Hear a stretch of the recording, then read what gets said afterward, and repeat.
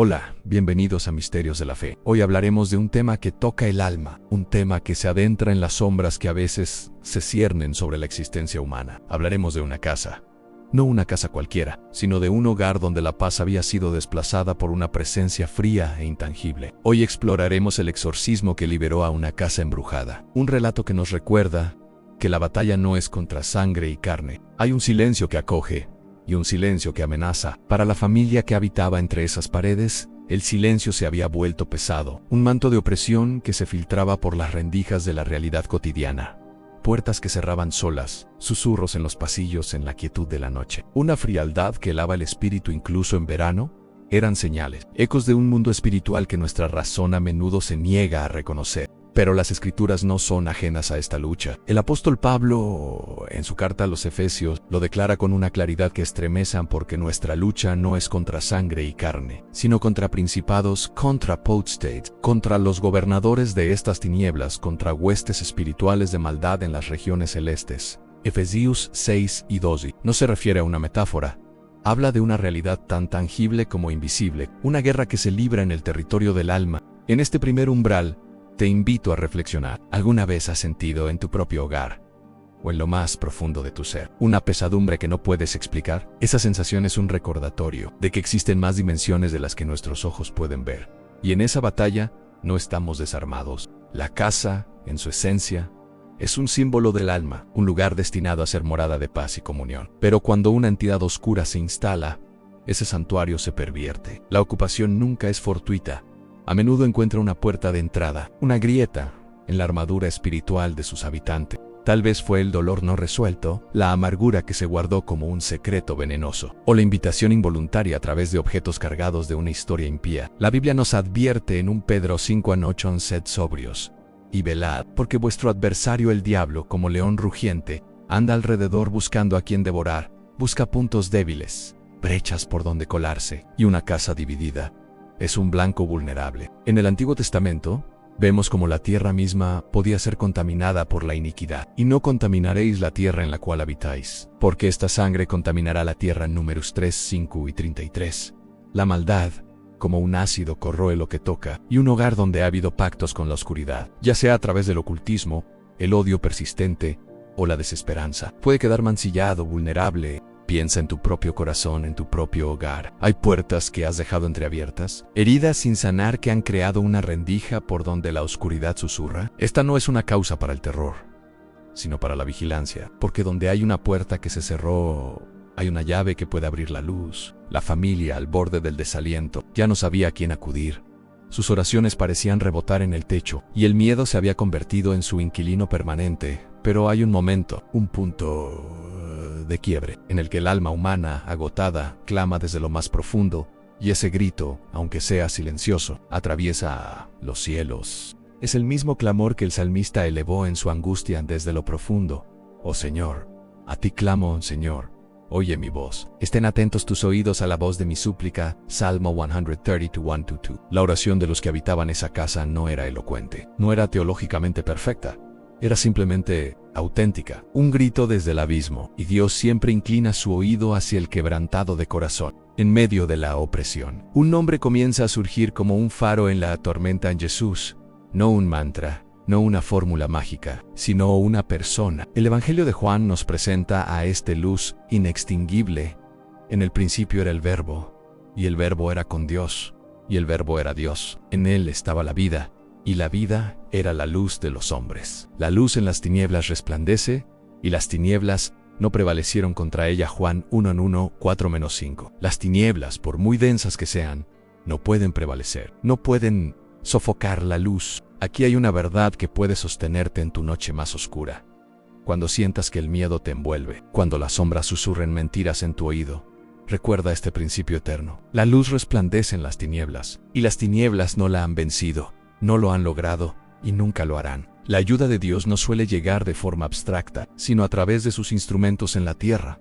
En esta historia, llegaron unos sacerdotes, hombres de fe, no magos ni cazafantasmas, sino soldados de la luz. Su primera arma no fue el agua bendita, sino el silencio y la escucha. Se sentaron en el living de esa casa, y simplemente oraron en silencio, percibiendo El discernimiento es el don de ver con los ojos del Espíritu. Y lo que discernieron no era una simple mala energía, era una inteligencia hostil, una presencia que se resistía a la luz, como Pablo en Filipos, cuando se enfrentó a una muchacha con espíritu de adivinación.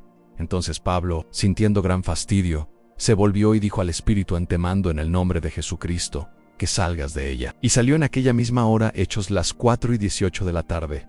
La autoridad no reside en el hombre, sino en el nombre que invoca. Antes de cualquier acción, vino la consagración, rogaron la protección de la Santísima Trinidad y revistieron la armadura de Dios. Por tanto, tomad toda la armadura de Dios, para que podáis resistir en el día malo, y habiendo acabado todo, estar firmes. Efesios las 6:13.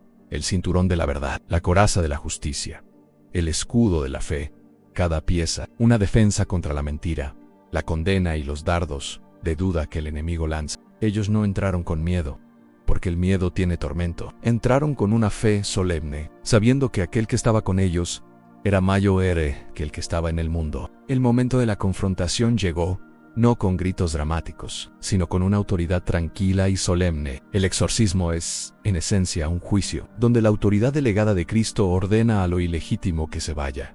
Comenzaron con las letanías, con los salmos. La casa empezó a llenarse no de un sentimiento, sino de una presencia, la misma que llenó el templo de Salomón. Y la gloria de Jehová llenó la casa. 2 Crónicas 7:1. Se procedió a la bendición de la casa, salón por salón, habitación por habitación, rociando con agua bendita, no como un líquido mágico, sino como un sacramental, un signo físico de la purificación espiritual que solo la gracia de Dios puede efectuar. Rocíame con el hisopo YCR limpio, lávame, y seré más blanco que la nieve. Salmo 51:7. El hisopo del antiguo pacto prefiguraba la sangre de Cristo que nos limpia de toda maldad, y entonces la entidad se manifestó, no con efectos especiales, sino con una resistencia sorda y furiosa. Se podía sentir una rabia impotente, un odio antiguo hacia todo lo santo. Pero los ministros no retrocedieron, se aferraron a la promesa de Jesús a sus discípulos: He aquí os doy potestad de holer serpientes y escorpiones, y sobre toda fuerza del enemigo, y nada os dañará. Lucas 10:19. La potestad, la autoridad legal, fue ejercida. En el nombre de Jesucristo, se comandó a toda presencia maligna que abandonara ese lugar, que se alejara de esa familia, para siempre. No fue una negociación, fue una sentencia. Y en un instante la pesadez, esa opresión que había habitado allí por años, se quebró, como un vidrio espeso que se hiciera añicos. El silencio que siguió ya no era amenazante, era pacífico, era un silencio sanador. Después de la tormenta viene la calma, una calma que no es simplemente la ausencia de ruido, sino la presencia tangible de la paz.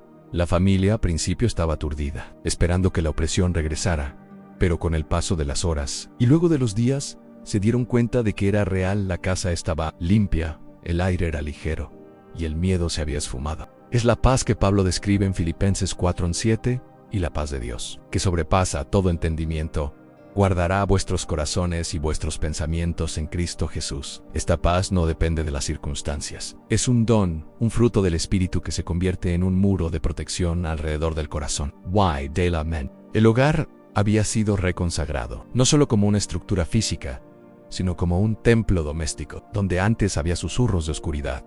Ahora se leían las Escrituras, donde había habido miedo. Ahora había comunión. Se cumplía, en su pequeña historia, la promesa de Isaías: y todos tus hijos serán enseñados por Jehová, y se multiplicará la paz de tus hijos. Isaías 5:4-3. La verdadera liberación no es solo echar fuera al fuerte armado, es llenar la casa con un huésped más fuerte. Y para ti, en medio de tus luchas, esta paz está disponible. No es solo para casos extremos de posesión, es para la ansiedad que roe tu alma, para el temor que nubla tu futuro. La paz de Dios es tu herencia, tu fortaleza en un mundo que a menudo parece tambalearse. Esta historia no es un evento aislado, es un eco, un reflejo de un hilo profético que recorre toda la Biblia. Desde el Génesis, vemos que la tierra puede ser profanada y necesita liberación.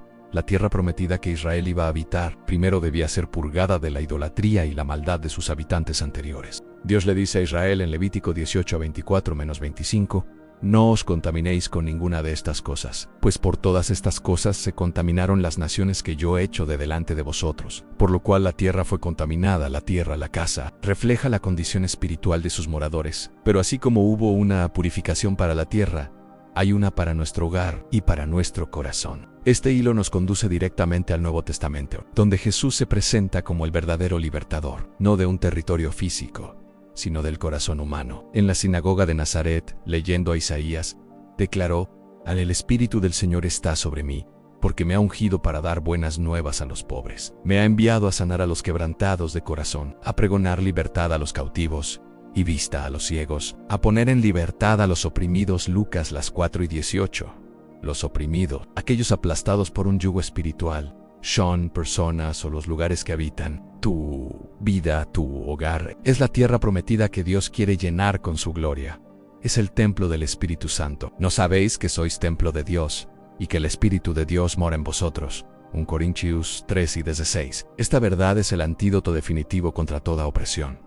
Cuando Cristo habita en ti, la oscuridad no tiene derecho legal de permanencia. Al final de este relato, no nos quedamos simplemente con una anécdota escalofriante. Nos vamos con una verdad que puede transformar nuestra vida diaria. La liberación de aquella casa fue un evento, pero la protección es un estilo de vida. Es una armadura que debemos vestir cada día. Por eso, quiero bendecirte y orar contigo en este momento, donde quiera que te encuentres. Cierra tus ojos por un instante y permite que estas palabras no sean solo mías, sino un eco de la voz de Dios para tu espíritu. Que el Señor te bendiga y te guarde. Que la preciosa sangre de Jesucristo selle tu vida, tu hogar y a todos tus seres queridos. Que todo portal de acceso que haya sido abierto por el dolor, el engaño o la ignorancia sea cerrado para siempre en el nombre de Jesús. Que el Espíritu Santo more en cada habitación de tu corazón, llenándote de su paz, su gozo y su discernimiento. Que tu casa sea un faro de luz, un lugar de refugio, donde la presencia de Dios sea tan tangible que toda oscuridad huya de tu presencia. Que tu vida desde hoy sea un testimonio viviente de que mayor es el que está en vosotros que el que está en el mundo. 1 Juan 4:4. Guarda esta promesa en lo más profundo de tu ser. No estás solo, no estás desprotegido. Eres amado, eres custodiado y eres libre. Gracias por acompañarnos en Misterios de la Fe. Que el Señor te bendiga y hasta la próxima.